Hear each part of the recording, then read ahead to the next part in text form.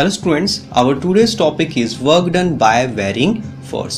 Student, अभी तक हमने टॉपिक पढ़ा था जब फोर्स कांस्टेंट था और बॉडी पे फोर्स लगाने पर बॉडी डिस्प्लेस हो रही थी। बट अब हमारा टॉपिक है अगर हमें किसी भी ऑब्जेक्ट को ए पॉइंट से बी पॉइंट पे लेके जाना है बट फोर्स है वेरिएबल, तो हम किस तरह से वर्क डन फाइंड कर सकते हैं। स्टूडेंट, इसके लिए हमें क्या करना होगा, हमें एक छोटा सा पाथ कंसीडर करना होगा। ए से बी तक के पाथ में एक छोटा सा पाथ कंसीडर करना होगा। सपोज करो यहाँ पर मैं 2 पॉइंट कंसीडर कर रहा हूँ P और Q। तो P और Q ये इतने पास हैं कि इनमें जो फोर्स का वेरिएशन होगा वो बहुत कम होगा। डेट इज फोर्स वेरिएबल जरूर होगा मगर वो कम होगा। वो इतना कम होगा कि फोर्स को कांस्टेंट कंसीडर किया जा सकता है। तो जब वो कांस्टेंट फोर्स P से Q तक लगेगा, मतलब छोटे से डिस्प्लेसमेंट के लिए लगेगा, तो उसके लिए हम फॉर्मूला लगा सकते हैं वर्क डन का, which is force into displacement. और उस फॉर्मूला को अगर मैं इंटीग्रेट कर देता हूं तो मेरे पास A से लेकर B तक का टोटल वर्क डन हमें मिल जाएगा। सो स्टूडेंट, सबसे पहले हमें क्या करना होगा, हमें 2 पॉइंट कंसीडर करने होंगे कंप्लीट पाथ में और वहां का छोटा सा वर्क डन, थोड़ा सा वर्क डन निकालना पड़ेगा, क्योंकि वहां का जो फोर्स होगा, थोड़े से डिस्टेंस का फोर्स, वो वेरिएबल जरूर होगा बट वो कांस्टेंट कंसीडर किया जा सकता, क्योंकि वो चेंज ना के बराबर होगा। ओके स्टूडेंट, सो हम इस तरह से A से B तक का टोटल वर्क डन कैलकुलेट कर सकते हैं, which is work done by the varying force. First of all, let us calculate, right? Let us calculate the work done. Let us calculate the work done in moving a body. In moving a body from point A to B. हमें तो उन्हें move करना है A point से B point तक, और जिनके मैंने पोजीशंस लिखी हुई है जो कि S1 और S2 है। Moving a body from point A की दूरी O से कितनी है S1 टू B, और B की दूरी है S2, under the action of a varying force. Under the action of a varying force. Force मेरा कैसा है, वेरिंग फोर्स है, जिसका मैग्नीट्यूड बदल रहा है, जिसकी वैल्यू बदल रही है, बाय अ वेरिंग फोर्स। ना हमने क्या किया, हमने एक पॉइंट कंसीडर किया किसी भी समय। Suppose that at any time there is a point P, कोई एक पॉइंट P है, यहां पर अब हम बॉडी को कंसीडर कर लेते हैं। So suppose that at any time, suppose that at any time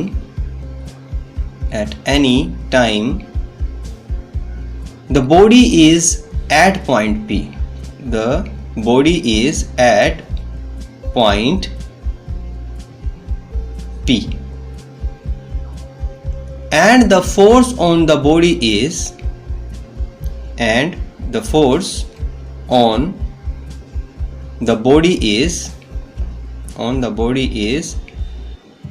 F vector. This is the F vector. Now suppose that it moves from point P to Q. हमें सपोज करना होगा कि वो P से Q move की है, थोड़ा सा डिस्प्लेसमेंट हुआ है। Suppose that it moves from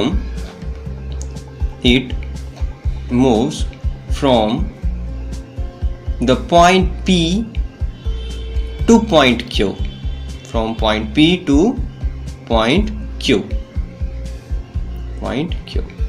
such that PQ is equal to ds. You can write such that PQ vector equal to ds vector. ये दोनों बराबर है। A very small displacement, PQ which is ds vector, ये क्या है, a very small displacement. Now as we know force is variable, P से Q variable force जरूर है, बट ये वेरिएशन इतना कम है कि इसे हम कांस्टेंट कंसीडर कर सकते हैं। We can consider it constant. So the force varies between the points, the force varies between the points P and Q, but due to very small value of ds, but due to very small value of ds, displacement, it may be taken constant. It may be taken constant over the small displacement. May be taken constant over the small displacement. Over the small displacement. So therefore, the small amount of work done, therefore the small amount of work done by the force, small amount of work done by the force F vector between the points P and Q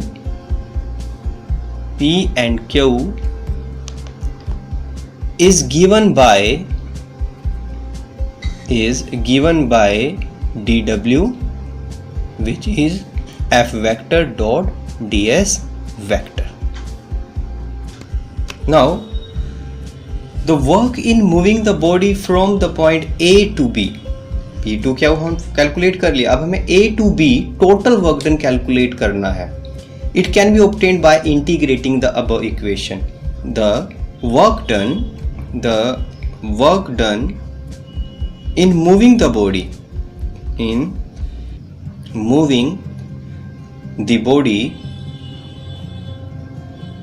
from the point A to B,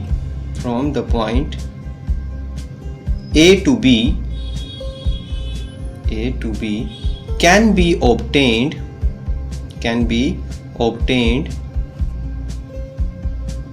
by integrating the above equation. By integrating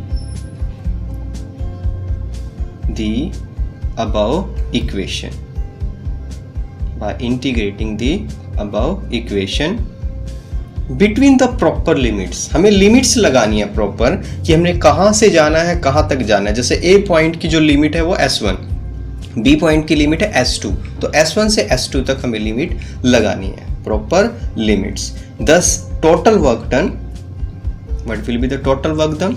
Thus total work done W integration F dot ds and limits A to B, A से B तक. So this is the part. Also by putting the values, जैसे A point S1 के displace में, अगर देखो origin का मतलब जहां से स्टार्टिंग किया है हम चलना, वहां से A S1 डिस्टेंस पर है और जो B है वो S2 डिस्टेंस पर है. That is the position. Now W which is equal integration F dot ds which is S1 to S2. Okay students, so this is the work done in moving the body from one point to the another point when the force is varying force. This is the concept, work done by varying force. Now the next is conservative force. Student, what are conservative force? Conservative forces are those forces whose work done do not depend upon the path follow. वो path follow पे depend नहीं करता, वो depend करता है initial और final position पर. तो ऐसे फोर्स को बोला जाता है कंजर्वेटिव फोर्सेस. ओके स्टूडेंट, सो कंजर्वेटिव फोर्सेस में आप सिर्फ लिखोगे कि जो वर्क डन है वो पाथ पे डिपेंड नहीं करता. A force is said to be conservative, force is said to be conservative if the work done by the force. A force is said to be conservative if the work done by the force, or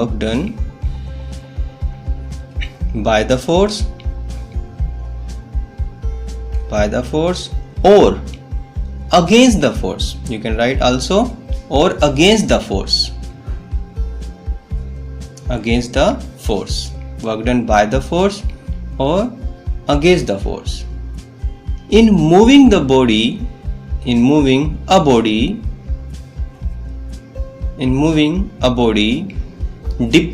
only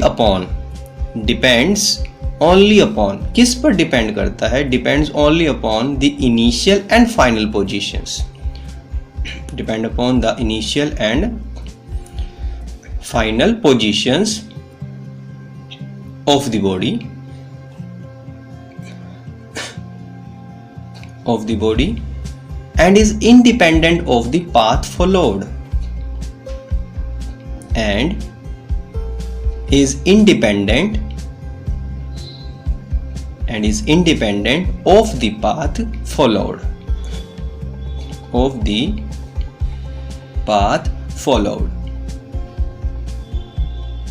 between the initial and final positions,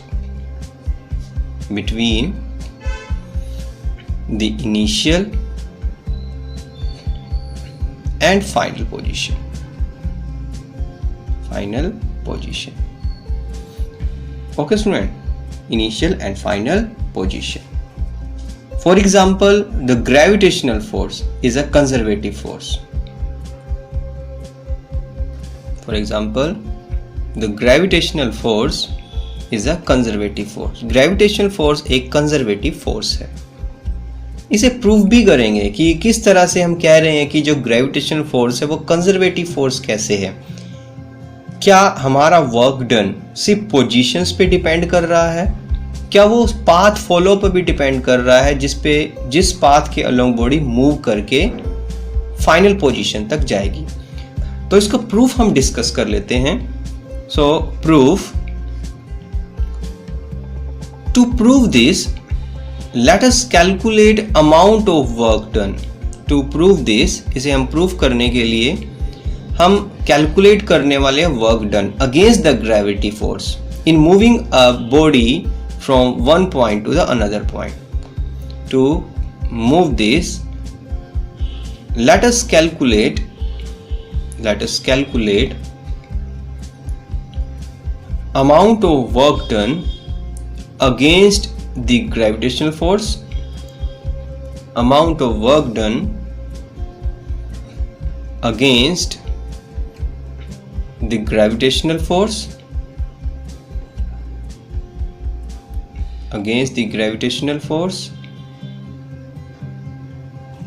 in moving a body of mass m,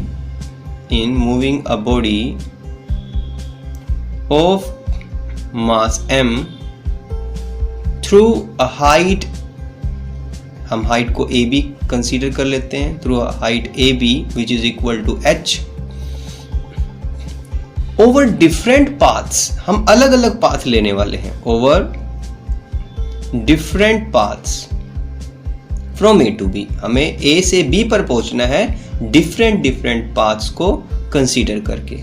over different paths from A to B. Now one by one हम cases ले रहे हैं. First case की बात कर लेते हैं. In first case हम बॉडी को मूव करने वाले हैं वर्टिकली अपवर्ड, हम ऊपर लेके जाने वाले हैं. So first of all let us consider this is the ground level. ये मेरे पास एक ग्राउंड लेवल है, यहाँ से बॉडी को मैं वर्टिकली अपवर्ड मूव करना चाहता हूँ. तो इनिशियली मेरे पास यहाँ पर बॉडी है एट हियर. ये हमारे पास इनिशियल पोजीशन है बॉडी की. अब हम बॉडी को मूव करके एक हाइट पर लेके जाना चाहते हैं. इस पॉइंट पर, इस हाइट पर लेके जाना चाहते हैं. This is the final position of the body. तो हम A पॉइंट से बॉडी को मूव करना चाहते हैं B पॉइंट पर. कितनी हाइट पर लेके जाना चाहते हैं A से B पर? सपोज ये जो हाइट है, ये हाइट है h. इस हाइट को हम h कंसीडर कर लेते हैं. This one. स्टूडेंट, आप बॉडी को मूव करना चाहते हो किस डायरेक्शन में? अपवर्ड डायरेक्शन में. अगर आप अपवर्ड डायरेक्शन में मूव करना चाहते हैं तो आपको कितने फोर्स की रिक्वायरमेंट होगी? जितना कि बॉडी का वेट होगा, क्योंकि जो mg है वो नीचे लग रहा होगा, मगर आपको उसके अगेंस्ट, ग्रेविटी फोर्स के अगेंस्ट बॉडी को ऊपर लेके जाना है उतना ही फोर्स अप्लाई करके। तो स्टूडेंट इसमें जो वर्क डन होने वाला है उसमें जो फोर्स की रिक्वायरमेंट होगी वो रिक्वायरमेंट होगी mg के बराबर। तो हम इसे फर्स्ट फिगर कंसीडर कर लेते हैं। फिगर फर्स्ट मतलब figure A shows the body being raised, हमें बॉडी को रेज करना है, the body being raised vertically upwards, vertically upwards, vertically upward. So force applied हमने कितना कंसीडर किया है, फोर्स अप्लाइड क्या होगा, force applied which is F which is equal to the weight of the body mg। ना work done, हमने work done का formula क्या पढ़ा है, हमने सिंपल फॉर्मूला पढ़ा है वर्क डन का F dot ds that is force into displacement, force F vector displacement ds vector. ना अब पहले यहाँ पे बात कर लेते हैं, वैल्यू बाद में पुट करेंगे, हम पहले इसके बीच की एंगल की बात करें। हम ऊपर फोर्स लेके जा रहे हैं, फोर्स लगा के, और ऊपर ही बॉडी जा रही है, तो दोनों में एंगल कितना है 0 डिग्री। आप पहले एंगल पुट करो एफ डी एस कोस 0 डिग्री, और कोस 0 होता है 1। तो स्टूडेंट अब वैल्यू पुट करें, इसको W1 कंसीडर कर लेते हैं। तो F की वैल्यू है mg और ds डिस्प्लेसमेंट कितना करना है h के बराबर, तो h और कोस 0 हो गया 1। तो आपका फर्स्ट जो वर्क डन हुआ बॉडी को वर्टिकली अपवर्ड मूव करने के लिए वो है mgh। This is the first case. अब हम सेकंड केस कंसीडर करने वाले हैं। सेकंड में हम बॉडी को एक इंक्लाइंड प्लेन पर लेके जाने वाले हैं। हमारी हाइट वही रहेगी, हम उसे उसी हाइट पर लेके जाना चाह रहे हैं h हाइट पर, बट अब की बार जो मेरा पाथ है वो एक इंक्लाइंड प्लेन है। तो इंक्लाइंड प्लेन पर मूव करके मैं इस बॉडी को जिसका मास m है उस बॉडी को मूव कराना चाहता हूं, दिस वन। तो बॉडी इनिशियली इस लोकेशन पर है, तो उसे फाइनल लोकेशन पर लेकर जाना है। तो इनिशियल ये पॉइंट A है, ये B है, h हाइट पर हमें उसे लेके जाना है, ग्राउंड लेवल से h हाइट पर। तो स्टूडेंट अभी जो बॉडी है वो यहाँ पर है, इस लोकेशन को आप C लोकेशन मान सकते हो, इस लोकेशन पर है C लोकेशन, और बॉडी को लेके जाना है कहाँ पर, इस एंगल को कंसीडर कर लें थीटा, इसे थीटा कंसीडर कर लेते हैं, और बॉडी को यहाँ इस सरफेस में मूव करके यहाँ लेकर आना है। तो बॉडी को यहाँ लेकर आना है, तो स्टूडेंट आपको h हाइट पर आना है, डेट इज A पॉइंट से B पॉइंट की हाइट तक आना है। अभी यहाँ कंसीडर करें तो कौन कौन से फोर्सेस इस पे एक्ट हो रहे हैं, तो इस पे फोर्स लग रहा है इसका वेट, जो कि वर्टिकली डाउनवर्ड होगा mg। साथ ही साथ बॉडी को मूव करने के लिए फोर्स आप अप्लाई कर रहे हो इस डायरेक्शन में, this is the direction of force move करने के लिए। साथ ही साथ ये जो mg है, ये mg के दो कंपोनेंट हो सकते हैं। एक ये कंपोनेंट है जिसके अगेंस्ट एक नॉर्मल रिएक्शन भी आ सकता है, जो कि प्लेन के नॉर्मल है, दिस वन, इधर नॉर्मल रिएक्शन लगेगा, ये एक कंपोनेंट है। ये एंगल थीटा है तो ये एंगल भी थीटा ही होगा, ज्योमेट्रिकली आप प्रूफ कर सकते हो। और जिसके साथ एंगल है वो कंपोनेंट होगा mg cos थीटा, और इसके 90 डिग्री पर कंपोनेंट होगा mg sin theta, mg sin theta. अब आप फोर्स जो अप्लाई कर रहे हो mg sin थीटा के बराबर अप्लाई कर रहे हो। ओके स्टूडेंट, तो अब आपको C से लेकर B तक F फोर्स लगाकर बॉडी को मूव करना है यहाँ से यहाँ तक। तो आपका वर्क डन क्या होगा, तो ये फिगर B है, सेकंड फिगर। तो फिगर B क्या कह रहा है, फिगर B में shows the body being taken, आप रेज भी बोल सकते हो, आप टेकन अलोंग भी बोल सकते हो, being raised, or you can write taken along the smooth inclined plane, or taken along a smooth inclined plane, a smooth inclined plane CB, this one CB, of height AB which is h height AB which is h and inclination जो angle है वो theta है। इस height को आप h लिख रहे हो AB, this height is h,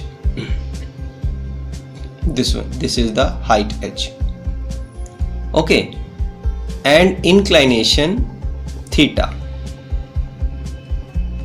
inclination theta। Now student force apply की बात मैं कर रहा हूं, जितना फोर्स लगाकर आप बॉडी को मूव करना चाहते हो वो F mg sin थीटा के बराबर होगा। Force applied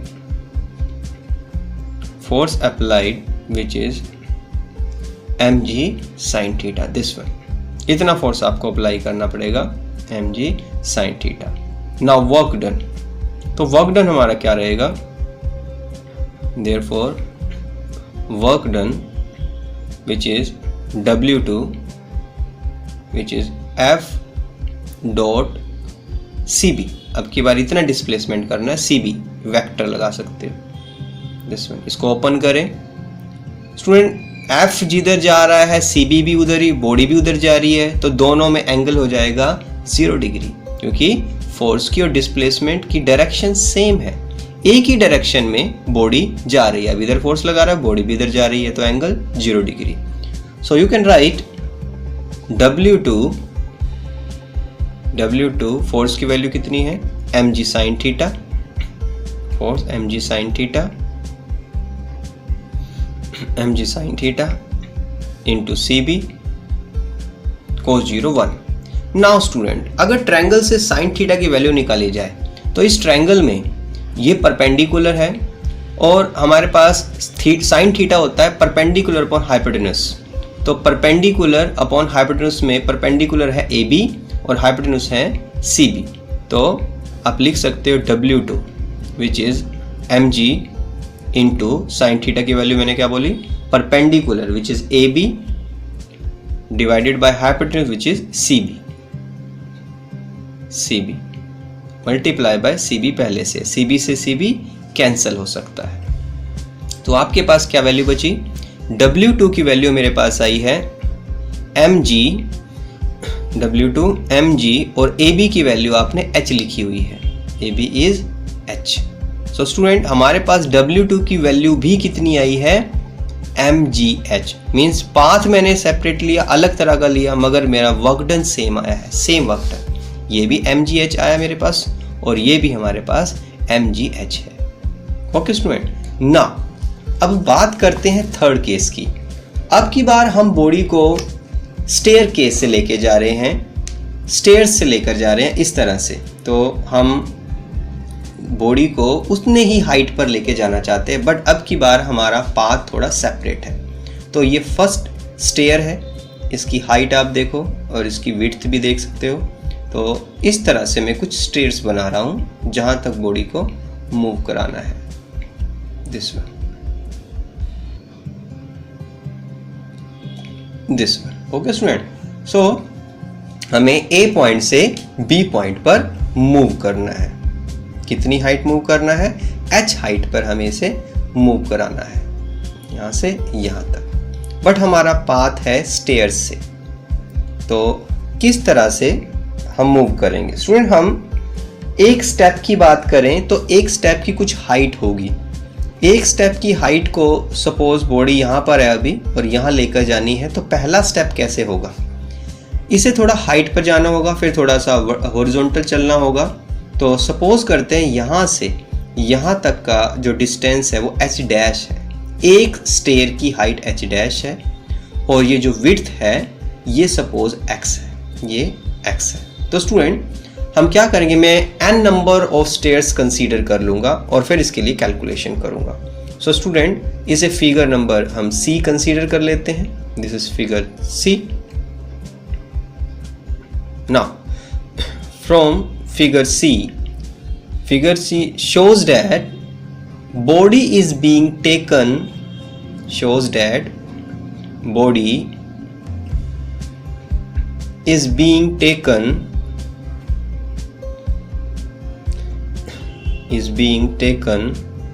through the same height through the same height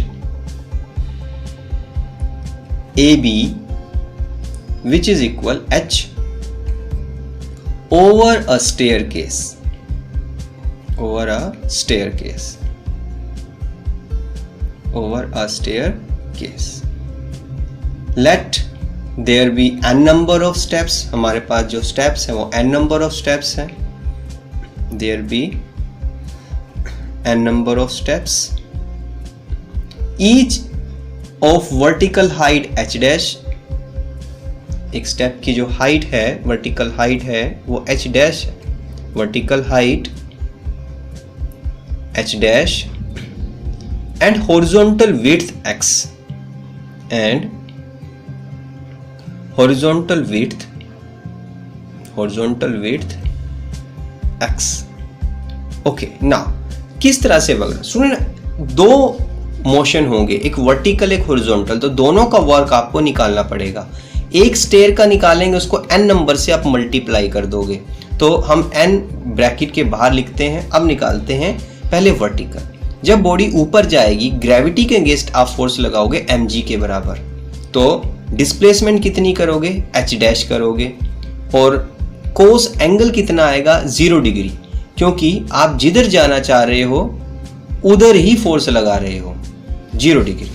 but जब आप बात करते हो हॉरिजॉन्टल चलने की, जब आप हॉरिजॉन्टल चलते हो तो आपने फोर्स तो उतना ही लगाना है, mg के बराबर उसे उठाकर चलना है, बट कितने डिग्री पर चलना है, 90 डिग्री पर. जिधर फोर्स एक्ट कर रहा है उसे 90 डिग्री पर चलना है. तो यहां पर आ जाएगा कोस 90, x आपको चलना है कोस 90 डिग्री. तो याद रखो स्टूडेंट, ग्रेविटी के अगेंस्ट आप वर्टिकली अप फोर्स लगाकर हॉरिजॉन्टल चलना चाहते हो, दोनों में एंगल हो जाएगा 90 डिग्री. तो कोस 0 mg h dash into cos 0 1 हो जाएगा, ये कोस 90 0 हो जाएगा. आप लिख सकते हो W3 विच इज mg और n into h dash. Student, एक स्टेप की हाइट h डैश है, तो n स्टेप्स की हाइट हो जाएगी टोटल हाइट, टोटल हाइट जहां पर आप जाना चाहते हो. So student, you can write as you know, जो एक स्टेप है उसकी हाइट h डैश है, तो n इंटू h डैश ये हो जाएगा h के बराबर. तो स्टूडेंट, इसकी जगह आप h लिख सकते हो. तो W3 की वैल्यू हमारे पास आ जाएगी W3 which is mgh. This is the concept.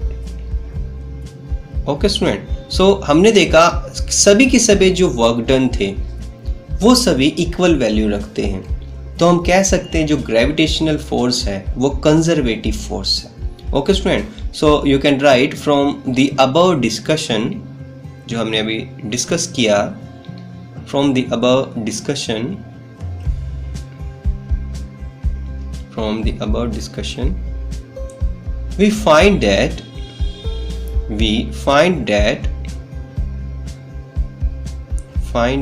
W1, W2 and W3 both all are equal, which is mgh. That is work done is same, whatever is the path followed. आप जो मर्जी path से गए हो, work done equal है. the path followed between the given initial position and final position, between the given initial position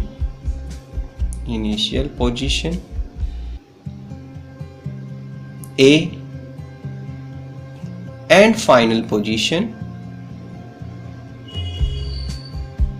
B. So this establishes that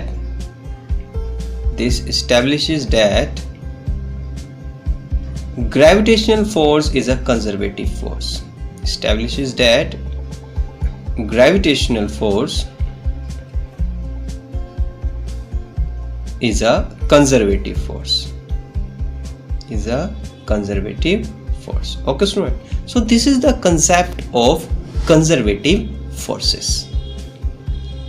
conservative forces. Now the next is non conservative forces. Student non conservative forces वो forces होते हैं जिनका work done path पे depend करता है, वो initial और final position पे डिपेंड नहीं करता, वो पाथ फॉलो पर डिपेंड करता है. That is the non conservative force. So student, a force is said to be non conservative. Force is said to be non conservative if the work done by the force or against the force or against the force in moving a body from one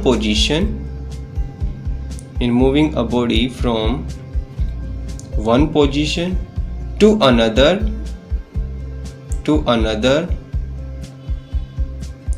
depends upon the path followed.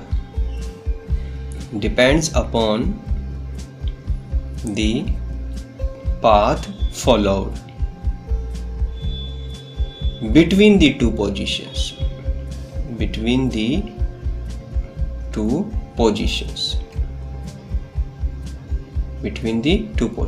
For example, frictional forces are non-conservative forces.